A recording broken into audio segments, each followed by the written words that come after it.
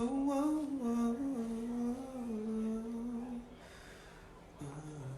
song is stuck in my head. Alright, let's post these links up in here. Then we gonna pin it like this, Hey. Black Power Nyah. Hey, how you doing? Hey, Nyah. Black Power Comrade Cameron. Welcome.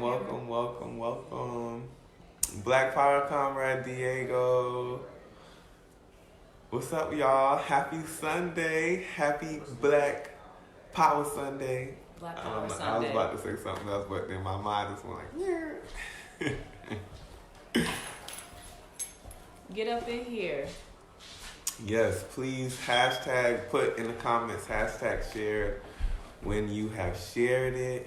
Let's get these views up. Let us get some likes and some hearts and stuff like that, because you know that messes with the algorithm and all that other kind of stuff like that. Mm-hmm. And you know that creates like a broader reach for the video, for more people to tune into the video. So come on, let's make it happen. Y'all share it to your groups, your personal pages. You know, if you like Nyah and you got like 5 different pages. About to do that now. Share it all. On your Facebook, make sure you do that as well too. So, hey.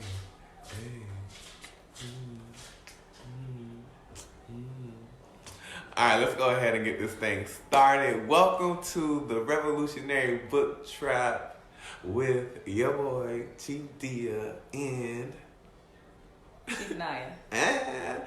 What's up, y'all? So, y'all know we on this is our second book? No, our third book. This is our third book. Let's see. It's our fourth. Oh, wait. For the book club. Oh, yeah, it is. Yeah. See, my mind just be all over the place. Thank you for sharing, Comrade Diego. Yes, y'all make sure y'all share. So, yes, welcome. Before we get started, we got a couple of announcements. What's coming up next month, Comrade Nyah? So we got another food drive happening January the 11th. And we are going to do it at Woodruff Park and Hurst Park, but we are going to be meeting up at Central Park. It's going to be dope. Yes. Should I tell them what's on the menu? Tell them, Comrade. We're going to have stewed chicken. Woo woo. We're going to have yellow rice. Woo woo. We're going to have string beans. Woo woo. And we're going to have dinner rolls. Blah, blah, blah. I get excited when we talk about food. But yeah. So we're doing that. And then today, the East Coast area, they're having their meet and greet. Yes. So if you're in that area, Delaware, D.C. area, you should pay them a visit. I forgot where they're going to be at, but we do have an event created for it. So show support, donate, be up there. Yes. So. And also, the Atlanta chapter will be taking our first trip to the gun range on the 28th of this month, December. So please, if you want to join us, I got to check in with Comrade Terry. I forgot the name of the gun range that we're going to. But we will be creating an event page on the Black Hammer Facebook page. So look for that. It's going to contain all the details. And we're going to shoot some shit. Sharpen up your skills. Okay. Black Power Comrade Ghazi. So we're going to go ahead and get started. And today we are jumping into chapter 2 of How Europe Underdeveloped Africa, again by Comrade Walter Rodney. And in the description of this video, we have the PDF link posted and the link to the audio book. So you got 2 choices of however you want to, participate and go along with us. So, yeah. We're doing it. Let's go ahead and get started. And so, chapter 2 is entitled How Africa Developed Before the Coming of the Europeans Up to the 15th Century. And so, before we get into our summation, Comrade, now you want to read this quote at the beginning of the chapter? Yes. It's the same one, yes. Mm-hmm. Before even the British came into relations with our people, we were a developed people, having our own institutions, having our own ideas of government. And the quote was by J.E. Casely Hayford, 1922. and he was an African nationalist. Black power. So, before we get into going to the summation, I just really want to appreciate Walter Rodney and his unbiasedness and his objectiveness in, the research in the history that this comrade has laid out. And I say that because upon reading like the first half of chapter 2, he lays out so many different things. He goes into explaining not only African societies, but human societies in general, and just the transitions that each society went through, in terms of development. And so what he says in the beginning here, Africa has had prolonged and extensive contact with Europe, and one has to bear in mind that contact between different societies changes their respective rates of development. Mm-hmm. To set the record straight, 4 operations are required, and this is what he breaks down. He says, reconstruction of the nature of development in Africa before the coming of Europeans, reconstruction of the nature of development which took place in Europe before expansion abroad, analysis of Africa's contribution to Europe's present developed state, and analysis of Europe's contribution to Africa's present undeveloped state. And what Comrade Walter does and makes plain in his analysis is the fact that all human societies in its beginning stages began with communalism, even meaning, Europe. Europe originally was a communal type society, but then he goes into, again, the different transitions that, different societies went through. And so mainly he's speaking about Africa right now at this point. Did you have anything, Africa, Comrade? I do, but we can go Okay. So mainly what Comrade Walter is able to do in the first half of chapter 2 is just speak to the transitions that African societies were going through, prior to the invasion of European, colonizers before the 15th century.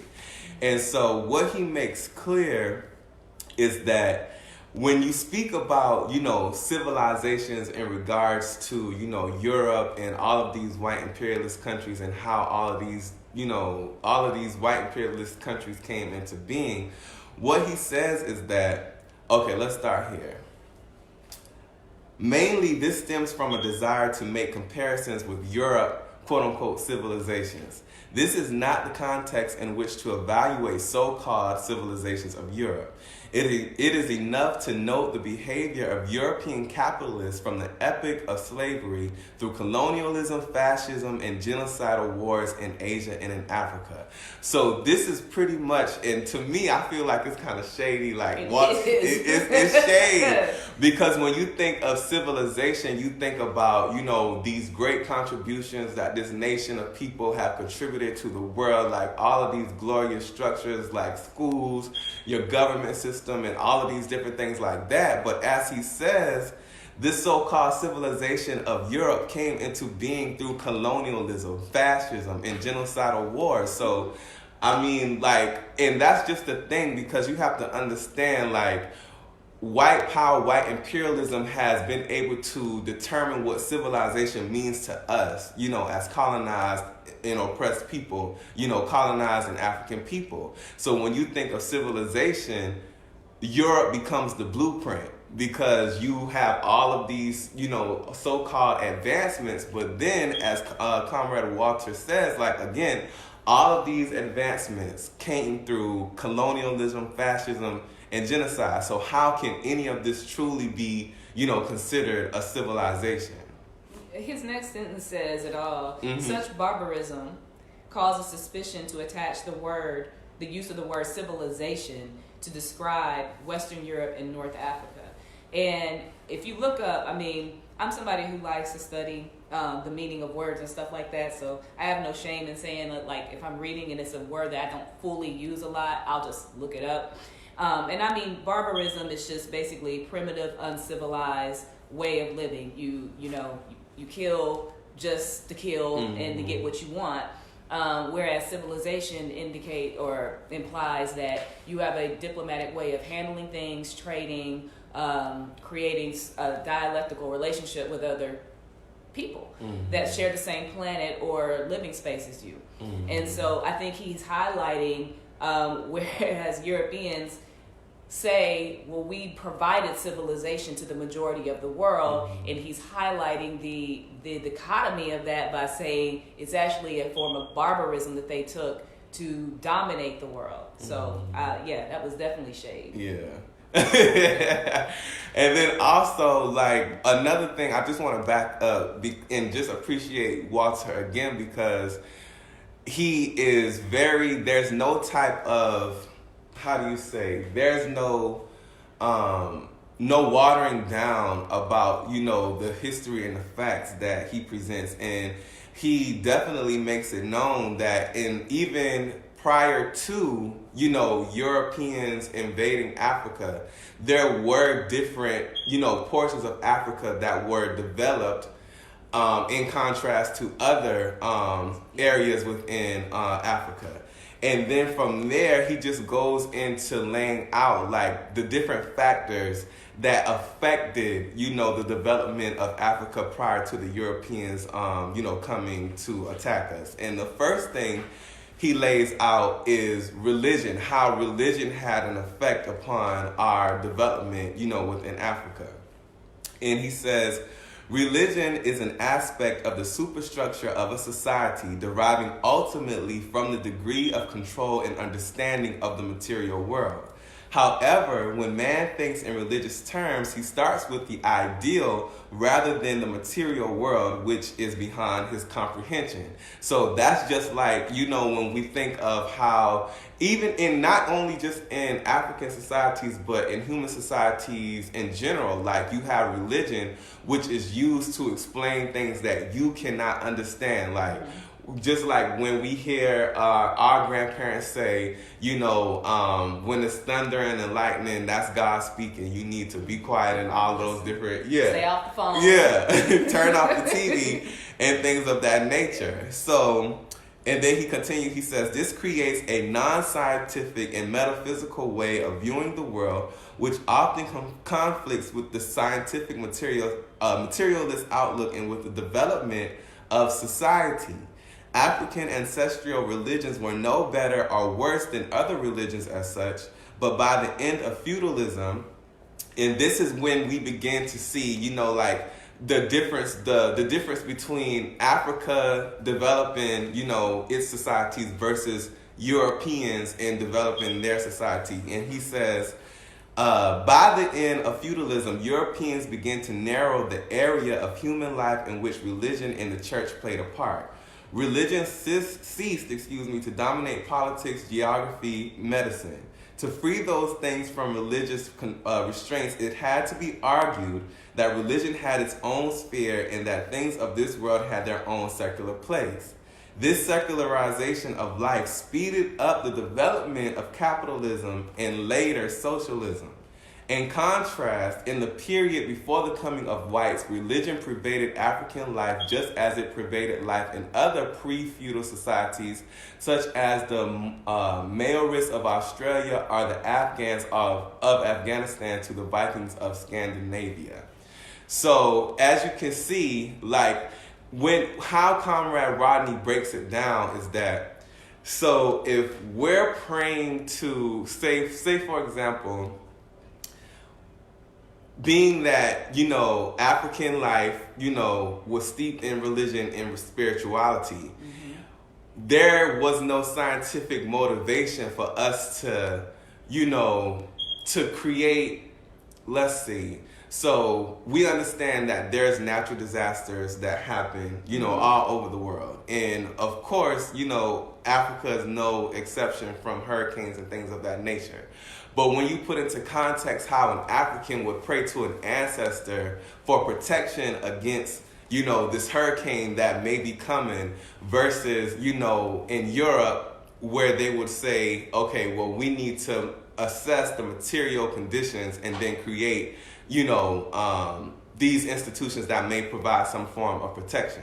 And this is not to say that Africans did not, work in a way where they could protect themselves, but this is just speaking to the reality of what really took place. And it has material effects, because again, if you're praying, if as an African, as a spiritual person, if you're praying for protection from the ancestors, that means that you're not necessarily worried about the material, consequences of what may come. And that's definitely not an indication of some backward understanding or, anything else of that nature. That's just, the terms, like Comrade Walter is saying, the rates of development. And you also have to bear in mind that Europeans, in their development, that was motivated by capitalism. Capitalism versus Africans, based in spiritualism and religion. So I think it's just, it highlights the fact that Africans were more so at peace with nature, one with nature, in that they, if this happens to the land, we'll just build together and fix whatever damage is done after that. And whatever God or whatever deity they were praying to, they were at peace with that. You had brought up a good example earlier when we were discussing it, and I can't remember if it was something they discussed. I think it might have been something they discussed in the previous chapter, but about the forest and how, like, they might have said that the Europeans would have, we're going to cut this forest down because we need to erect this in order to produce wealth. Which, of course, at that time it wasn't called capital, but it was just wealth. If we want to provide, lumber for trade or whatever, that's what we're going to do. Whereas the indigenous people of the African continent might have said, well, this forest has a spiritual or a sacred meaning to our land. We're not going to cut it down. Could it produce this wealth? Yes, but we're going to get the resources we're trying to use to do that from somewhere else, because we don't feel like it would be right for us to do that spiritually. So, and just to deepen the understanding of what exactly the implications that religion had on development within Africa, Comrade Walter says, and this was the case in African societies as all pre-capitalist societies. So that means, it wasn't just, African people. Like, this was happening in China, India, again, in all societies pre-capitalism. So he says, at the same time, the religious beliefs themselves react upon the mode of production, further slowing up progress in that respect. For instance, belief in prayer and in the intervention of ancestors and various gods could easily be a substitute for innovations designed to control the impact of weather and environment. And he even also speaks to the negative aspects of religion, where he says the negative aspects usually arose out of the tendency of religion to persist unchanged for extremely long periods, especially when the technology of earning a living changes very slowly. So, yeah. So the next factor that he speaks to in terms of the development within Africa prior to European invasion is the predominant principles of social relations in Africa. And that is of family and kinship, which again is associated with communalism. So he lays out, that everybody within the society, you had a role, and those roles were determined in relation to, the relatives on your mother's side, or the relatives on your father's side. And, some societies, as he says, placed more importance on whether it was maternal or whether if it was, what is it? Patrilineal. Yeah, patrilineal, yeah. Yeah. So, also, like, when you look at it, He says those things were crucial to the daily existence of a member of an African society because land was owned by groups such as the family or clan, the head of which were parents and those yet unborn. In theory, this pattern was explained by saying that the residents in any community were all direct descendants of the first person who settled the land. When a new group arrived, they often made a pretense that they too had ancestry dating back to the settling of the land, or else they ensured the members of the earliest kin groups continued to perform the ceremonies related to the land and water of the region. So a lot of the interaction between Africans on the continent was, and I mean, it's evident in how we interact with each other today. Like, you got your mama's side and you got your daddy's side. So meaning, like, either way, like, when you think of, in terms of, like, production, if everything is situated within the family, then there was no need for you to go and produce more than what you needed to take care of your family. Mm-hmm. And it's important for us to understand that as well, because when you think of, like, surplus and, the overproduction, mass production and things of that nature, all of that is capitalist, like, motivated. Mm-hmm. Like, it's not steeped in, it's not based in addressing the needs of the people. And yeah. So just for, like, an example, like, okay, he says, similarly, the labor that worked the land was generally recruited on a family basis. So everything had ties to, like, family. So he says a single family or household would till its own plots, and it would also be available to share certain joining farming activities with other members of the extended family or clan. Annual hunts and river fishing were also organized by a whole extended family or village community. In a matrilineal society such as the Bemba, the bridegroom spent a number of years working for the family of his bride, and many young men who had married daughters of the same household often formed work teams to help each other. So you just have to understand, like, okay, if this is how the labor of the land is structured, then obviously the development of the land or the area is not happening. It's not happening on a mass scale. Mm-hmm.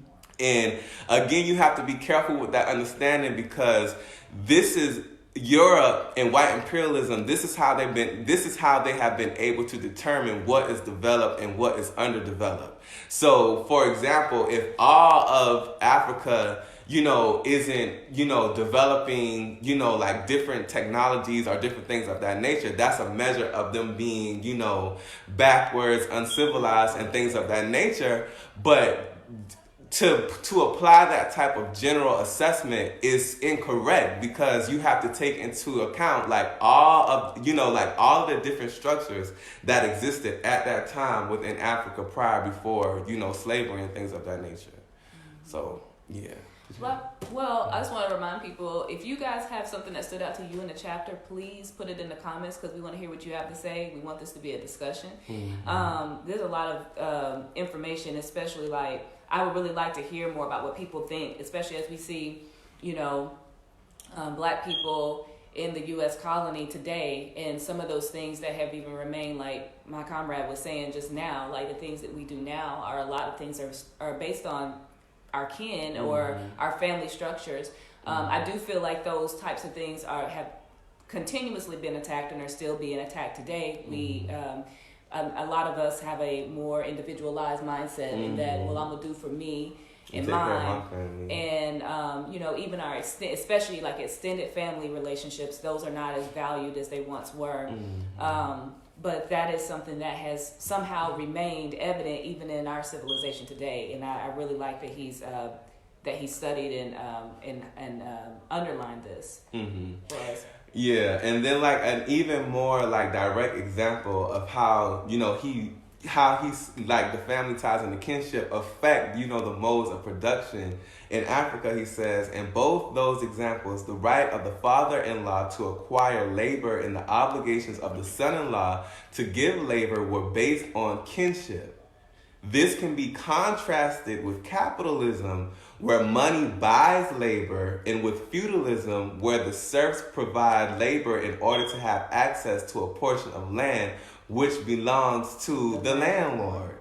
So again, like if you live in a village where you're surrounded by your family and extended family, your kinship and things of that nature, your labor wasn't motivated by, capitalist gains or being able to make money, because you understood that as a member of that village, as a member of that family, that you had to do the work in order for your family to survive.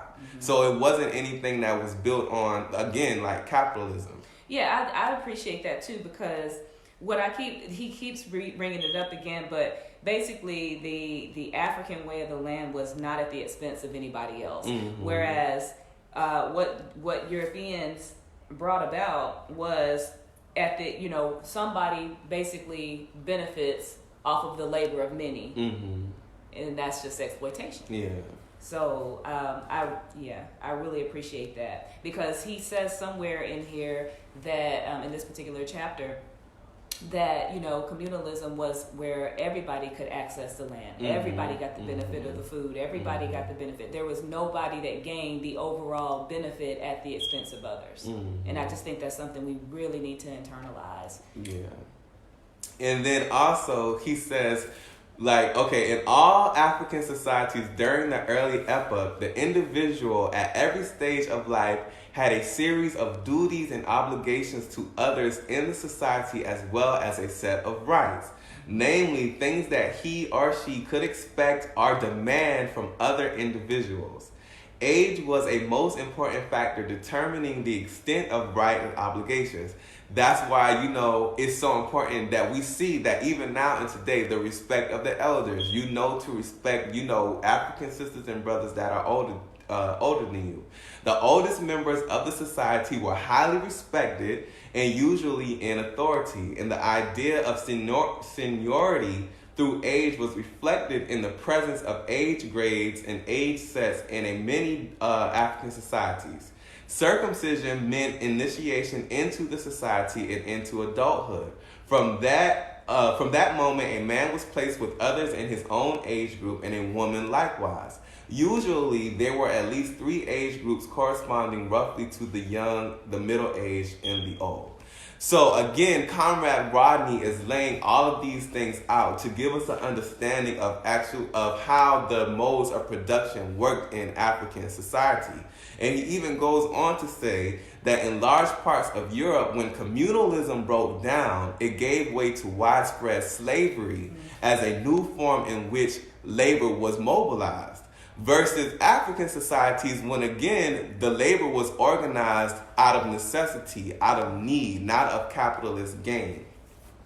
And he says slavery continued throughout the European Middle Ages, with the Crusades between Christians and Muslims giving an added excuse for enslaving people. Slavery in turn gave way to serfdom, whereby the laborer was tied to the land and could no longer be sold or transported. So, yeah. And this is my hashtag, read that back. And do you have anything to offer before we move on? We can move on. Okay. So this is why I can just appreciate Comrade Rodney for being so objective and unbiased, and laying all of this shit out. Because we understand that all human societies have their contradictions, in terms of development and all of those different things like that. But this is really just like so powerful how he lays this out. And he says, in Africa, there were few slaves and there was certainly no epoch of slavery. Most of the slaves in North African and other Muslim societies, and in those instances, a man and his family could have the same slave status for generations within the overall feudal structure of the society. Elsewhere in Africa, communal societies were introduced to the concept of owning alien human beings when they took captives into war. So let me finish.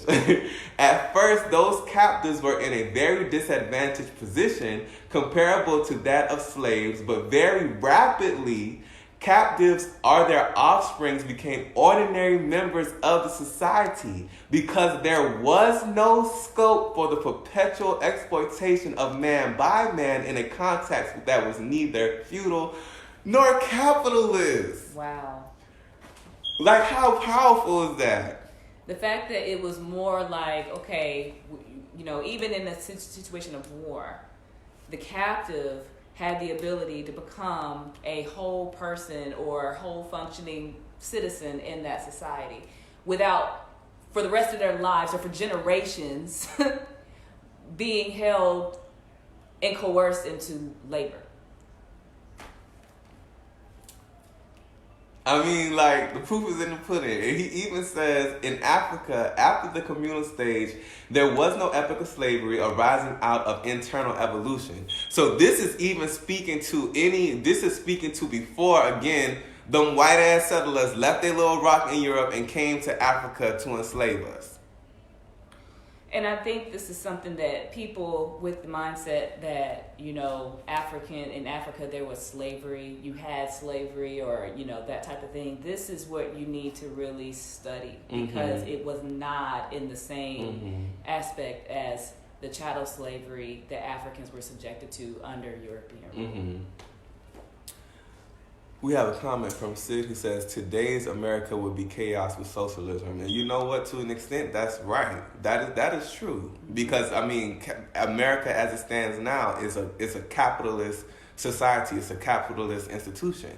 So it's not our goal to, you know, try to emulate, you know, what the fuck is going on in America.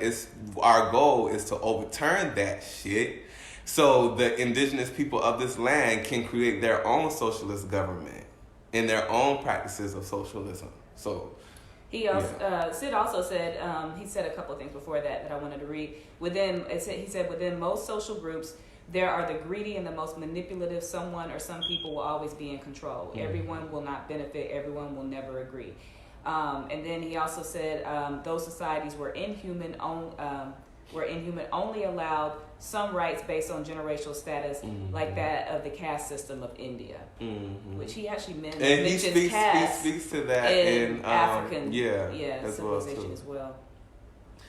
Yeah. So pretty much like all of this again, what Comrade Walter is laying out is the internal evolution of African society.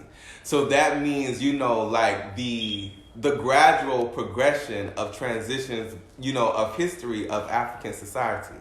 So he says the assumption that would underlie this study is that most African societies before 1500 were in a transitional stage between the practice of agriculture, including fishing and herding, and family communities, and the practice of the same activities within states and societies comparable to feudalism.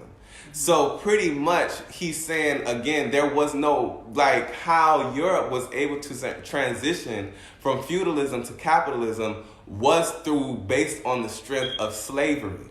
So that's when you saw like all of these different advancements taking place in Europe because, again, they came to Africa, enslaved us, and then this is where you see the development of all of these different, technologies, tools, and things of that nature. And after they enslaved themselves, because they did that because, you know, okay, we need more labor, and we're better to do that than to go here in all this uncultivated land that we can take advantage of.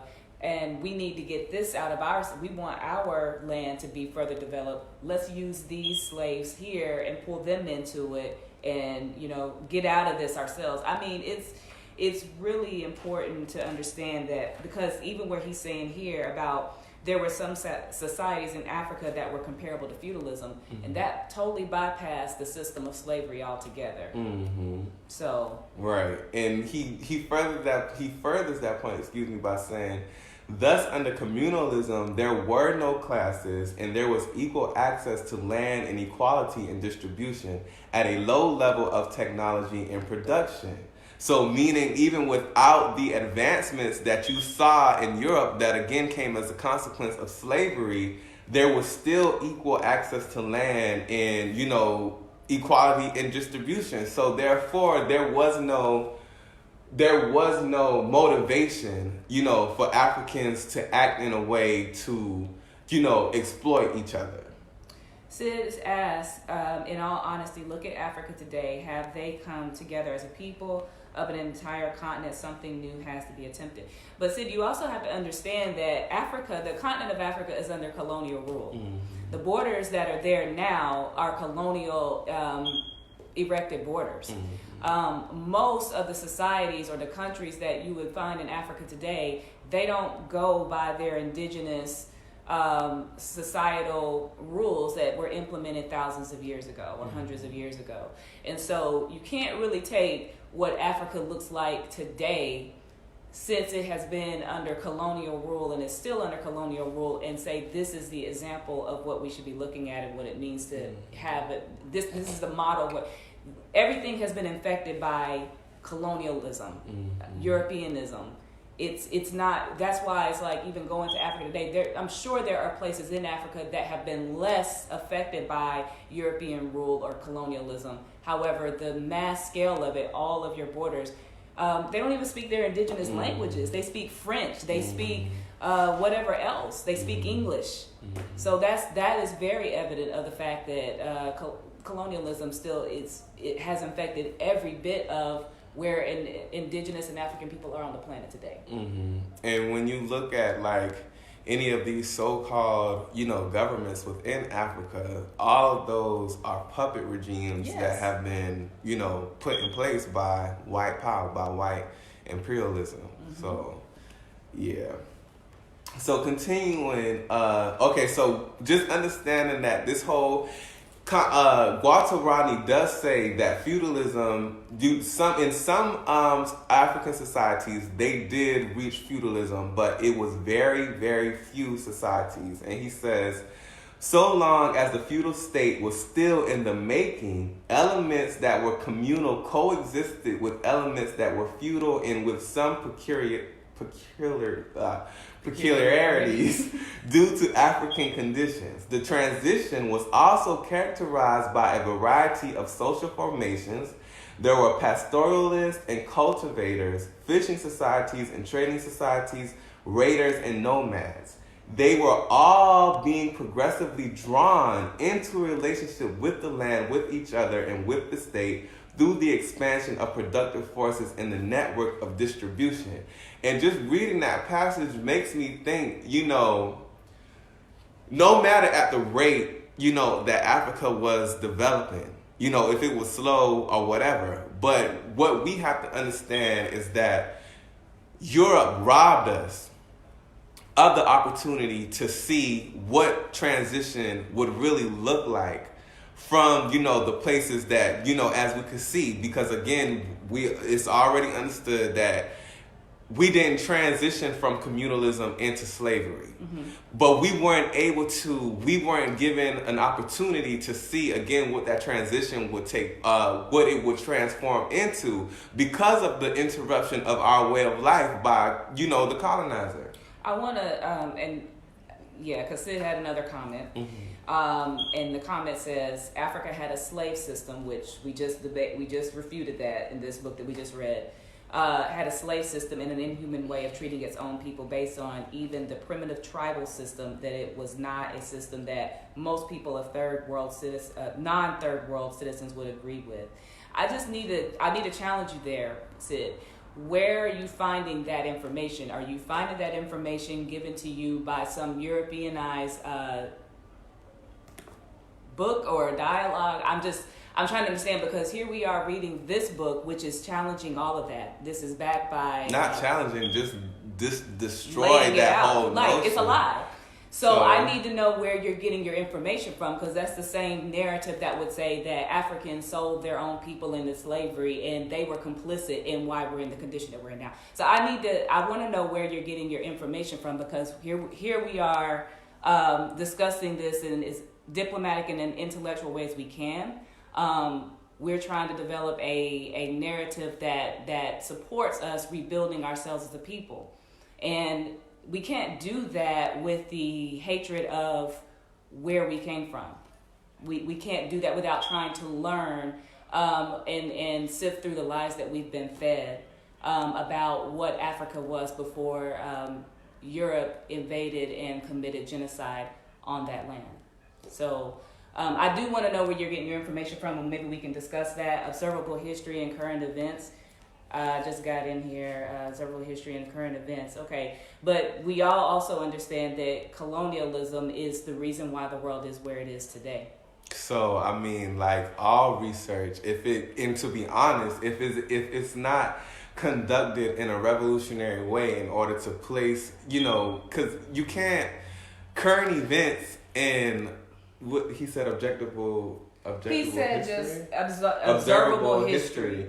So what exactly is observable history? So you're saying that, okay, so Africa, with it being as undeveloped as it is, that's supposed to be the observable history, that we don't want to live in the way that Africans would have the world today, because we know that Europeans, this is a documented fact, that Europeans, everywhere they stepped, they committed genocide against every other people in order to get what they have today. In order for there to be a capitalistic economy that is flourishing in the way that it was, we have third world countries. That's how they became third world countries, because they have no dominance, they have no control over the land that they own. So I do want, you can continue to offer that, but it's a history of North Africa in comparisons to other societies outside of Africa. But again, that is due to European influence. Where have Europeans gone where they haven't forced their way into that particular indigenous people's land and taken what they wanted from it, and then exerted their dominance over that land? Speak now, yeah.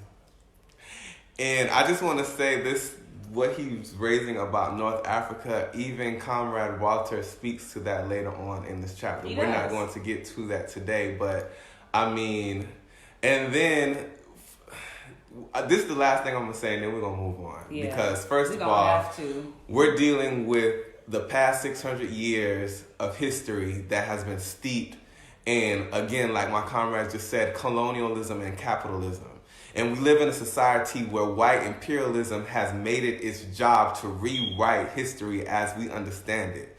So anything that is provided to you is written in a biased way.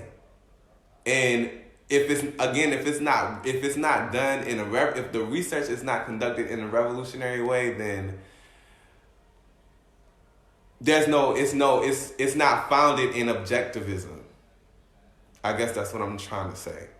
And yeah, so he mentions that Egypt had slaves. He does discuss Egypt and its founding, and we also know we're gonna get to that. Like all of that is everything that you, and yes, he does. He even mentions the Moors and them enslaving other people. But again, we're gonna get there. But yeah.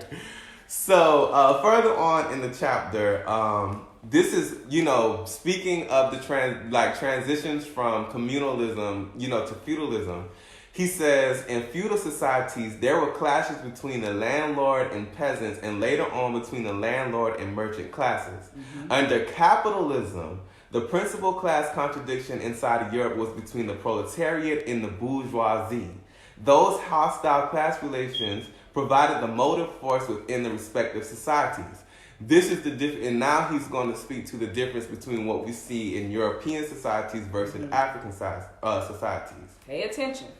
African communal societies had differences such as age grades and differences between ordinary members and religious leaders such as rainmakers. However, those were not exploitive or antagonistic relations. The concept of class as a motive force in social development had not yet come about. In the communal phase, one must look at the fundamental forces of production and to understand the process of change. Communal labor was entered into cross-section of the community to make work more efficient. The Dockway work group of the hominy mentioned above had a wider application in serving the whole community to perform such heavy tasks as clearing land and house building. With the offer of some food and beer or palm wine, a work team or worker bee could be mobilized in a short time in most African communities, including those of the light-skinned Berbers of North Africa. So, yeah. I think I saw, did Alex McCoy, I think Comrade Alex, Commented? yeah, Let's see. that he had to read that. Okay, yeah. Let's see. Alex said, you saying you were on the ground for this historical accounts has authors. And we need to thoroughly investigate the motives of those authors. Like Chief Nyah said, the European motive was theft, absolutely, and the eraser of history. Go back up some more. Up some more.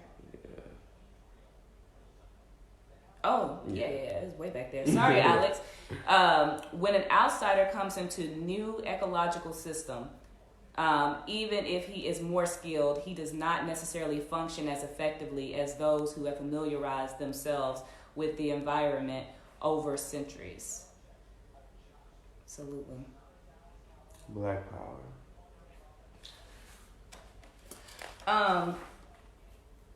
There's a question that he did ask that I want to answer before we end. Is what is revolution for you? I won't do that now while we're going through. Okay.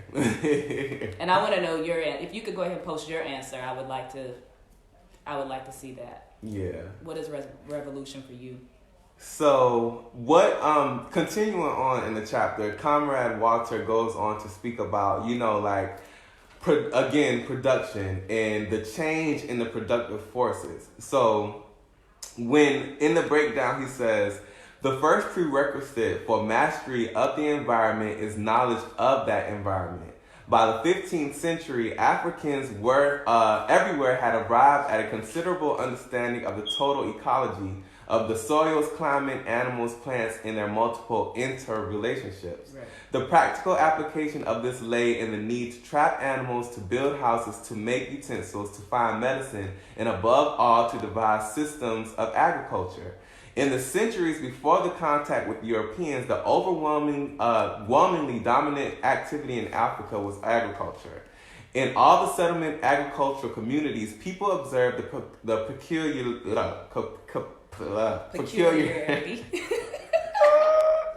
of their own environment and tried to find techniques for dealing with it in a rational manner. Advanced methods were used in some areas such as terracing, crop rotation, green manuring, mixed farming, and regulated swamp farming. The single most important technological change underlying African agriculture development was the introduction of iron tools, notably the axe and the hoe, replacing wooden and stone tools. It was on the basis of the iron tools that new skills were elaborated in agriculture as well as in the spheres of economic activity. So again, this is speaking to, the necessity to provide in abundance. Like, again, if in these different, African societies, like, we have to understand that we're all developing at different rates. Mm-hmm. So again, that is going to affect the different amount of, things that can be produced at a time. The whole contradiction that we're speaking to is that, again, African people were not able to fully transition into another, a phase of development because, again, it was interrupted by colonialism. It was interrupted by capitalism.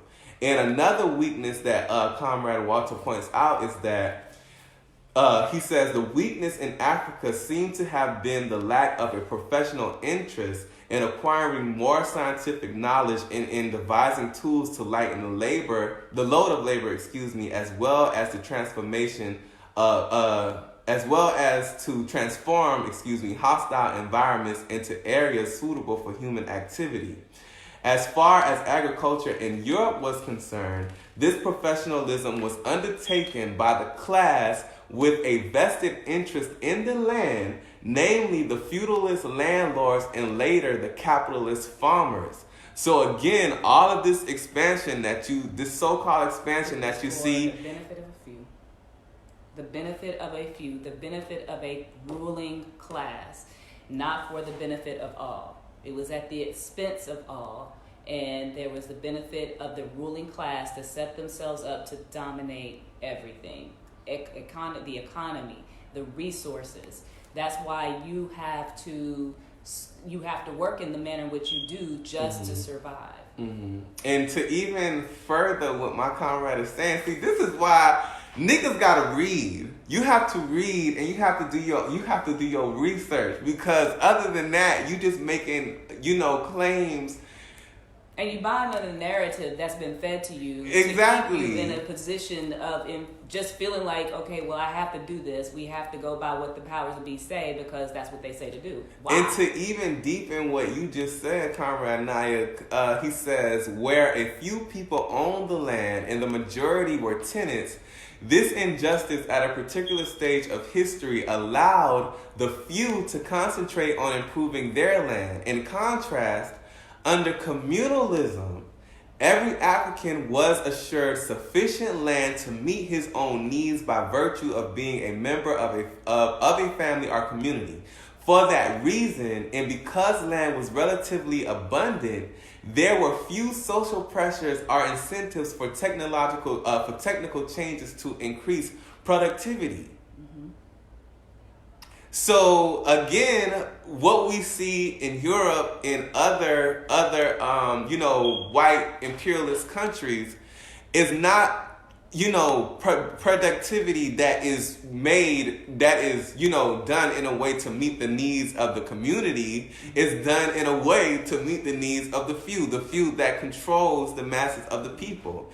And I don't know what else we can say to make it evident other than what we're reading, that African people are inherently a communal people. Just like, and again, just being objective in your research, like he says, like Walter says, like all human societies began this way. All human societies began this way. But when you look at Europe, in the history of Europe, they, again, brought along capitalism and exploitation. So for us to sit here and try to,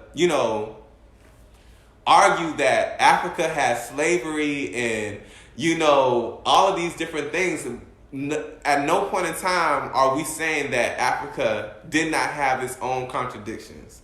That there were not, some inhumane or backward practices, but I mean, even that could be spoken to, and it's going to be laid out in the chapter when we get further to it. Well, and I want to say something because, Sid said this later. He said, I love you guys, honestly, take no offense to me. The discussion is good. I just want to make sure that we're all kind of reading the same stuff because there's a foundation as to how this economic system that we're living under now has come to be. And that's what Walter Rodney is outlining here. Also, he wants to outline the way that things were done in Africa. He does speak deeply about Egypt. He does speak about Ethiopia, how Christianity, from almost its inception, found its way into Africa. So there's a lot of people who feel like Christianity had its foundation in Africa, or had its inception in Africa. Okay, that's fine. That's what we're discussing. Nobody here today was there then living to really be able to account for all of that. But we have somebody who has studied it, and we are here to discuss it. We're all trying to decolonize the way we think, myself included, my comrade. But we do have to recognize and unpack when there are things that are so imbued in us that it fits the narrative of the colonizer, of the oppressor, and we have to challenge those ideas. That was so right on, comrade. Like, that was so powerful. Black power. So, yeah. And, I think I saw him say maybe the way our delivery is, being misinterpreted. Perhaps. But it may be. But this is coming from a revolutionary love, for our people, because just like Comrade Nyah just said, we're all in a situation to where we have to decolonize, how we think. And then again, we don't know. Like, this book was written in 1969. Yeah. Like, we are all trying to overturn 600 years worth of colonization within ourselves. And so when we come across, like findings like books like these and other revolutionary pieces, you have to understand that, again, this research that Walter Rodney did is a tool for us to further, decolonize our minds and dispel the narrative that white imperialism has placed upon us. And then again, when you look at all of these research papers, all of these historic theses and all of those things like that, they're written in a biased way. Because again, for the oppressor to give us the unfiltered type truth of, anything like that of that nature, it forces the hands of colonized and African people to react in a revolutionary way. And that is why we see it is so evident in, in society as it stands now, that we don't have access to this type of information.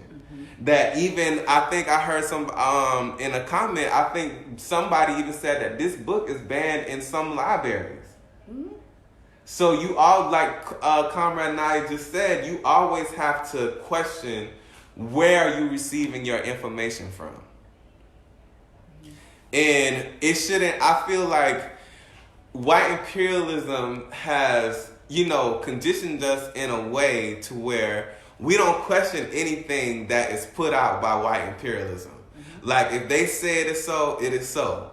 But when we see stuff coming from our own people that speaks to our history or is laying something out to our history, we have to question every little thing. We have to question every single little thing. And again, I mean, it's just evident of how, how colonialism has just been forced upon us as a people. It is. And I mean, and on top of that, so many, where are the majority of the people that write these types of books? Are they still living? No. And at the beginning of this man was assassinated. He was assassinated.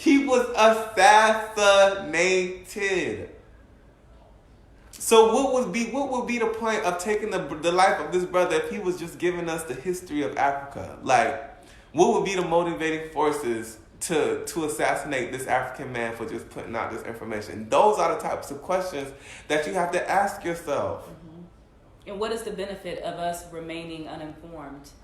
Once upon a time when we were brought here, again, we were stripped of our languages, our indigenous spirituality. Many of those languages we'll never reconnect to. No. Ever. Absolutely. Who's still living? Absolutely still living. I don't know. I'm just saying, we're making the point that people that write this type of literature typically are not allowed to persist to live, in that they are a danger to the status quo. And that's very, I mean, that is duplicated over and over again in history. There might be some anomalies of people who escape that, but it's not common at all. But because we were just speaking about the Moors and how Sid was, saying, it was slavery and all of these other types of things like that. We've come to the portion of this chapter where Walter Rodney speaks to all of that. And he says, in some instances, the cultivators had the upper hand, as for instance, in West Africa, where cultivators were like the Mandinga in Hausa, I'm sorry, I know I'm pronouncing that wrong, were the overlords of the Rulani cattlemen right up to the 18th and 19th century. The reverse situation was found in the Horn of Africa and most of East Africa. Another type of clash was that in which raiding peoples took power over agriculturalists, as happened in Angola and in around the Sahara, where the Moors like you just mentioned, were the Moors and the Tuareg extracted tribute from and even enslaved more peaceful and sedentary peoples. The result in each case was that a relatively small faction held control of the land and where relevant cattle mines and long-distance trade routes. It meant also that the minority group could also make demands on the labor of their subjects, not on the basis of kinship, but because of a relationship of domination and subordination existed. Exploitation. In truly communal societies, the leadership was based on religion and family ties. The senior members of the society shared the work with others and received more or less the same share of the total product. Certainly, no one starved while others stuffed themselves and threw away the access. However, once African societies begin to expand by internal evolution, conquest, or trade, the style of life of the ruling group became noticeably different. They consumed the most and the best that society had to offer. Yet, they were least directly involved in the production of wealth by farming, cattle herding, or fishing. The ruling class and the king in particular had the right to call upon the labor of the common man for certain projects and for a given number of days per year. This is known as corvée labor, from a similar procedure followed in feudal France. Yeah. Such a system meant greater exploitation and at the same time greater development for productive resources. So again, we're not saying that Africa was not free of contradictions and, free of contradictions. And Comrade Rodney lays that out.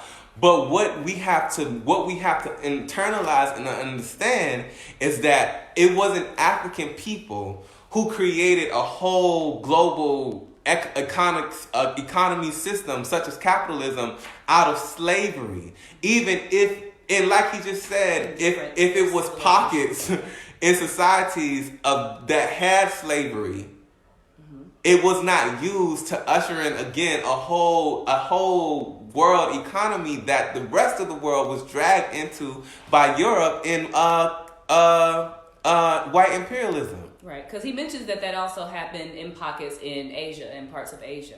Mm-hmm. So we, yes, we're aware of that. And that is what he's not trying to hide that, but the way of the land. And he also mentions that Africa had, first of all, Africa is a huge ass continent, mm-hmm. the second largest on the planet. So you have people that were scattered about. So you had this clan of people, you had this clan of people and their way of doing things. And while there were similarities in a lot of those different societies or groups of people, there were also differences in the way that they came to be. There were wars between tribes, nobody's refuting that, mm-hmm. but that wasn't the typical way of going about doing things, trading. Mm-hmm. It was on a communalistic type of way, diplomatic. Share the land. We all live here within this radius of each other. You make this, we make that. Let's trade. Mm-hmm. And so that's not being debated. It's being debated that Africans on a large scale were implicit in bringing about the capitalist system mm-hmm. that we see today, mm-hmm. and that they were implicit in their underdevelopment mm-hmm. compared to European or Westernized civilizations that we see today. Mm-hmm. That's what's being debated. Yeah. Black power. I think I saw another hashtag. Read that back. Says it a bit back. Let's see here. Okay. Social stratification was the basis. This is Alex McCoy. Social stratification was the basis for the rise of classes and for the social antagonisms. Yes, that is absolutely correct. He did say that. Walter Rodney already said that communalism was a classless society. Did you ever read that chapter? Black power. Yeah. Okay, so Sid is asking us what revolution is to us. He's asking if we know of Frances Cress Wilson. I have read her book, The ISIS Papers. I know she has another text out there I intend to read. We have to keep in mind that we can't defeat the oppressor with the same thinking, and we must make sure that our thinking and we must make sure that our thinking reflects the time that we are in. But the time that we're in is under a system of colonialism, capitalism, and we're trying to do away with that. It says, baby, that information is very accessible. No shade with the baby statement. He's talking about the accessibility to the book. Just because we don't agree entirely doesn't mean it has to be dismissed as the white man's perspective within social groups, that there are disagreements. There are disagreements within social groups. But you also have to understand there is a certain narrative that is being fed. When we just got finished reading Huey Newton's book, the Black Panther Party was viewed as the largest threat to the structure of the U.S., and they needed to be destroyed. In order to make that happen, that's why they formulated COINTELPRO. They had black people thinking that the Black Panther Party was an enemy to the people. You had black people that were willing to go up and testify falsely, lying, saying that they saw things that they did not see because of the dominance of capitalism and what that meant for them on an individual scale. Of course, there is a narrative that's being fed to you. Let's say I hope I read what you asked me to read, Sid. I'm not trying to, so being happy with less versus being happy with more is overall idea here. Okay. Well, let's go ahead and define what revolution is to us. You go ahead, you start. Black power. Revolution for me, in terms of, I would be remiss to say that first of all, we understand that revolution is a process. Mm-hmm. And through the process of revolution, we're trying to achieve liberation and freedom, for African people all around the world to have access to Africa, to have access to our resources, and to have those things brought into an all-socialist African government. Mm-hmm. So that's what revolution is to me. Revolution is taking down this capitalist United States government here in America and then returning the land to the indigenous people of this land. Mm-hmm. So... Very similar. This is not the land that we were forced here as African people. I would not be speaking to you in the language that I'm speaking to you now. I'm speaking to you in the English language because my ancestors were stolen from somewhere on the west coast of Africa, brought here, forced to work for centuries against their will, no pay, and their language, their indigenous beliefs were stolen from them, and now here I am. Revolution to me is the means to be able to control the means of production. Since I am an African, then my land is Africa, and I want to be able, and Africa is a very rich land. Mm-hmm. We know that, and he has already laid that out. Many of the world's natural resources comes from that continent. And the fact that under capitalist trade agreements that all of those resources to come there are either stolen from there and given and traded at such a value that Africa doesn't benefit from the capitalists, like diamonds, for mm-hmm. example. There is no wealth that goes back into Africa from the trade of diamonds. Mm-hmm. We want the means to control those resources because that is our land. I want to be able to reconnect with, as much as possible, a cultural revolution with what I would be and as much as I could be an African, because that was stolen from me. I didn't have a choice in that manner. So those are two sides. Basically, what my comrade said, that is revolution for me. And that also means to let go of the idea. You said something along the lines that being happy with less and versus being happy with more is the idea here. I still don't understand the idea. Well, he's saying basically we have a surplus. We have access to a surplus of things, but that's because of theft. Mm-hmm. That's the thing we're trying to get through to you. Mm-hmm. That the reason why there's a surplus with having here, or what it feels like. You being an African in the westernized world is because you have access to things by default being born there, mm-hmm. Or moving there, because you live in a society that steals its resources and its ability to produce that on a wide scale from third world countries, mm-hmm. so to speak. So being happy with less, I don't think that we would be getting less, because we wouldn't be seeing what we're seeing is done to African people on a wide scale. Mm-hmm. Most African people are starving. Mm-hmm. Most African people don't have access to a home. I mean, even here in the U.S., that's the reason why we're doing food drives, because niggas ain't eating, mm-hmm. okay? So, you might be comfortable. I may be comfortable to some degree. But I'm also having to sell labor in order to make a living for my family. So in order for me to partake in bringing revolution about, that is sacrifice by the fact that I have to find a way to provide a living, to partake in the colonialized workforce in order to make a living for my family. I don't have a choice in the matter. Mm-hmm. So I do think that it is. Damn, comrade. What? I'm just saying, I get passionate about these things because it's like we are trying to bring. So communalism or socialism is a way for us to bring back the means of production ourselves. Everything that we see in colonial society, we could have built ourselves. We can build that ourselves. We do not. What do you guys say? I can't see from this far, but I know he cutting up. Yeah, cause see, Nyah is so diplomatic. I am diplomatic, but I'm trying not to get us cut off. But I'm just saying that we have a lot to unpack here. We do. So we're gonna go ahead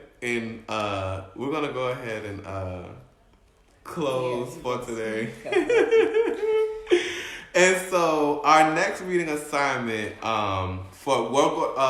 this chapter is really long, because in the next portion of the chapter he's going to speak to the different examples of how the state, the apparatus of the state came into being on the continent of Africa. And so he uses some examples, of different countries such as Egypt, Ethiopia, Nubia, Morocco, Western Sudan, and other areas as well. So but I also want to say that it's important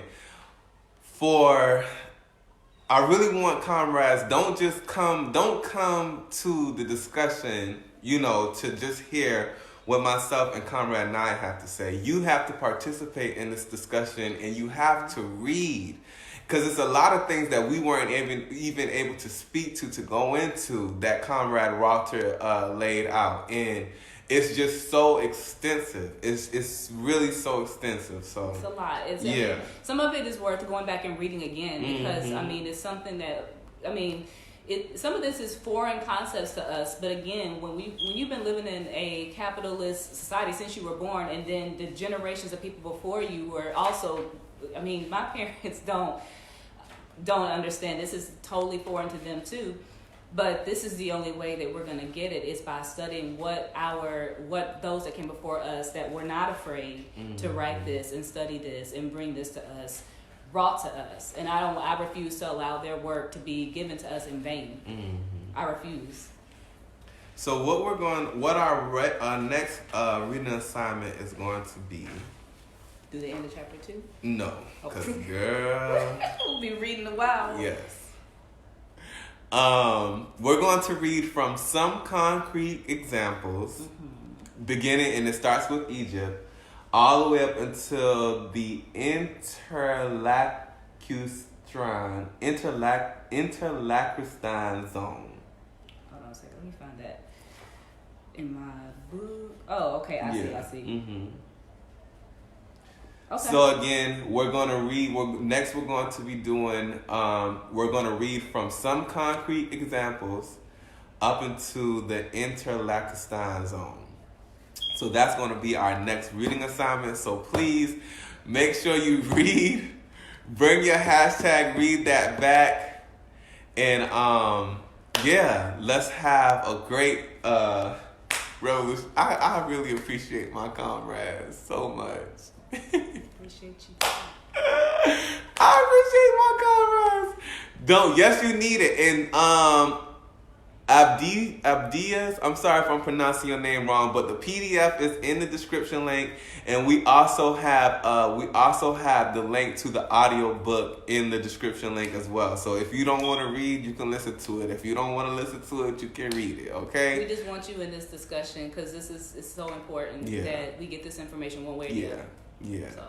And I just want to say really quickly that as materialists, we definitely understand that, you know, the ideals and the theories of the past can't be used as a generalization to speak to the contradictions that we see now. Mm-hmm. But it's important that we discuss and we look back so that way we can put in context the mistakes, the loopholes, the contradictions of what was done in the past, so that way we can tailor it to what's happening right now in the future. And if you aren't moving like that as a revolutionary, then your work, there's no work. How is your work being done? How is it being completed? Mm-hmm. You're just basically redoing something again and are going to fail again. So we do need to learn from our mistakes. And then even based on the strength of that, it's important for us to read books like this, because this is where we get our information from. This is how we are able to put into context what we are experiencing now. How did African people come to live under colonialism? How did we come to live under capitalism? So, yeah. And a lot, I ain't gonna even say that. But Black Power Comrades, meet us back here, same time, same place. The Revolutionary Book Trap with your boy Chief Dia and your girl Chief Nyah. And we gonna give it to you each and every single time. That's right. Black Power.